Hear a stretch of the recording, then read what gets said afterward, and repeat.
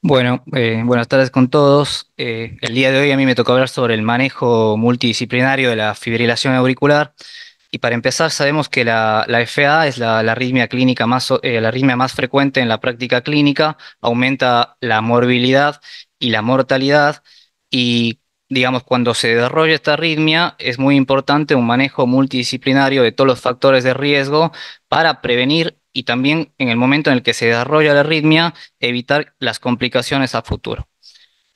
Esta charla básicamente va a estar enfocada en la última guía de la American Heart Association del 2023, en donde vemos que vamos a simular un edificio en donde las bases son todos los factores de riesgo modificables: la insuficiencia cardíaca, la actividad física, la hipertensión arterial, la diabetes, el tabaquismo, la obesidad, el consumo excesivo de alcohol y los desórdenes del sueño como prevención, digamos, de una probable fibrilación auricular. Y cuando se desarrolla la enfermedad, tenemos tres pilares básicos de tratamiento. El primer pilar es evitar el accidente cerebrovascular.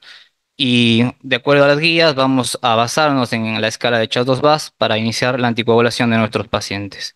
Y un cambio con respecto a las guías del 2020, que aparece como el segundo pilar, es la modificación de los factores de riesgo antes mencionados. Para un tercer pilar, que sería el manejo de los síntomas, tanto del control del ritmo como el control de la frecuencia, para prevenir la carga la carga rítmica y complicaciones futuras. En esta guía tenemos dos pilares fundamentales, que es el SOS, del que hablamos previamente, y el Head to Toes, que son todas las abreviaturas de los factores de riesgo. Y ahora vamos a hablar un poco de los factores de riesgo en sí y la FA como sustrato de mayor carga de fibrilación auricular. Sabremos que la hipertensión arterial es el factor de riesgo más importante para el desarrollo de fibrilación auricular. ¿Y por qué se da esto? Porque aumenta el sistema renina-angiotensina-aldosterona, generando fibrosis a nivel de la pared auricular y una posterior miocardiopatía auricular.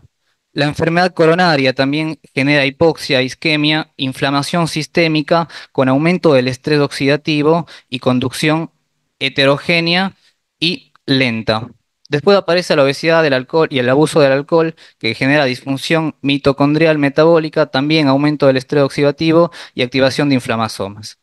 Y por último, que también es uno de los factores de riesgo más estudiados en los últimos años, los desórdenes del sueño. En general, la apnea del sueño, que genera disfunción autonómica, disrupción de los canales de calcio e incrementa el riesgo de aumento de las extrasístoles supraventriculares, generando FA.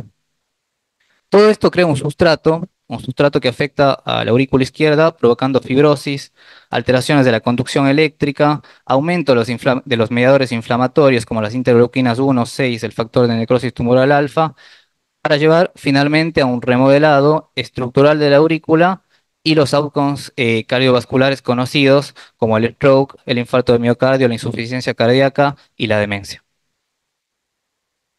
Eh, las guías también nos hablan de la modificación del estilo de vida y de los factores de riesgo. Y es muy importante tener unas metas terapéuticas claras, tanto para la prevención del inicio, para la progresión de los síntomas de la FA. Lo que nos dicen las guías, y son muy enfáticos, es en una pérdida de peso con un IMC menor de 27 kilos por metro cuadrado, un ejercicio moderado, vigoroso, de más de 200 minutos por semana, mantener la presión arterial en óptimos rangos, suspender el consumo de tabaco y disminuir el consumo de alcohol y evaluar los trastornos respiratorios del sueño. Está más que estudiado que la actividad física habitual de más de 210 minutos semanales reduce el riesgo no solo de FA, sino de eventos cardiovasculares mayores. Metaanálisis muy estudiados en un universo bastante amplio de pacientes demuestran su beneficio. Para continuar ahora, me pareció interesante este apartado de la guía que nos habla sobre la flexibilidad del uso de las escalas clínicas para predecir el riesgo de tromboembolismo, de ACV tromboembólico y de riesgo hemorrágico. Como sabemos, el CHAS-2-VAS es una escala de uso clínico muy habitual, pero esta escala no lleva factores de riesgo adicionales que son muy importantes para la decisión de anticoagulación en pacientes que entran dentro de los grises. Por ejemplo, una mujer de más de 65 años que tiene un CHAS de 2 o un hombre con un CHAS de 1 por solo tener hipertensión arterial. Entonces, ¿cuáles son estos factores de riesgo que incrementan el riesgo de accidente cerebrovascular? La carga alta de fibrilación auricular, la duración de la arritmia, como nos habló la doctora Amrein, si es persistente o si es permanente, el índice de masa corporal de más de 30 kilogramos por metro cuadrado, la miocardiopatía hipertrófica en sí, también la hipertensión mal controlada,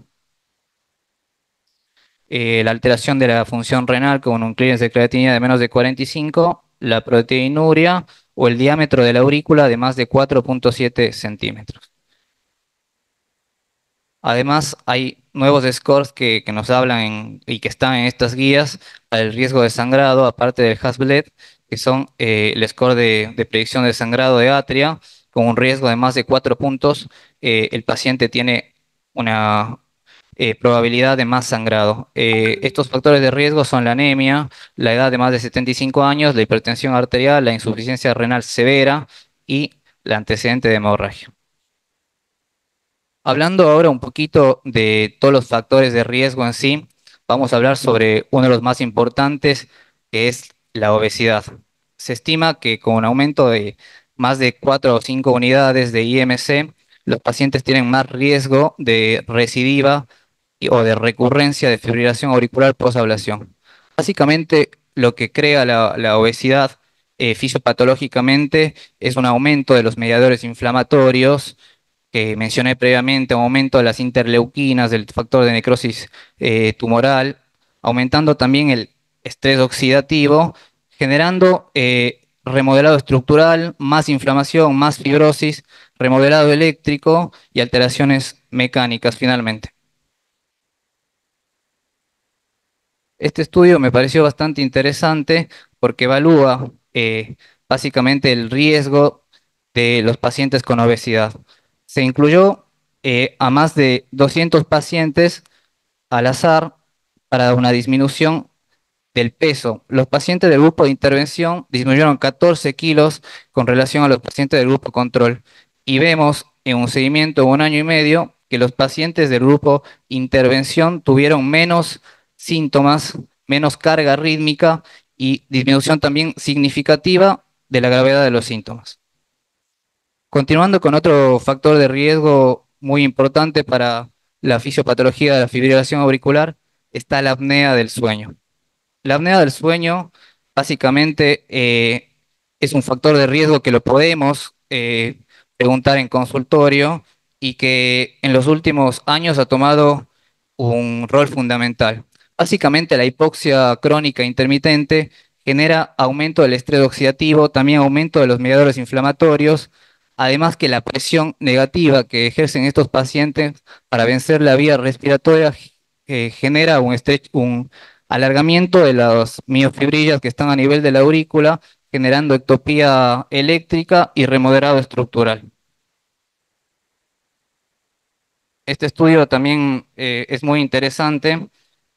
Tomó al azar a pacientes que venían con fibrilación auricular persistente o permanente y les realizaron una polisomnografía. Y en la polisomnografía, el 85% de los pacientes tuvieron diagnóstico de apnea obstructiva del sueño. 27% tuvieron apnea obstructiva del sueño severa y la edad y el sexo masculino fueron predictores independientes de la aparición de este factor de riesgo. Y por último, llegamos a englobar todos los factores de riesgo, lo que va a generar una miocardiopatía auricular. ¿Qué es la miocardiopatía auricular? Es un remodelado crónico de la aurícula izquierda, generando alteraciones mecánicas, anatómicas, estructurales, funcionales y eléctricas. Toda esta inflamación se ve reflejada por la triada de Virchow conocida, que genera una hipercoagulabilidad, éstasis sanguínea y disfunción endotelial.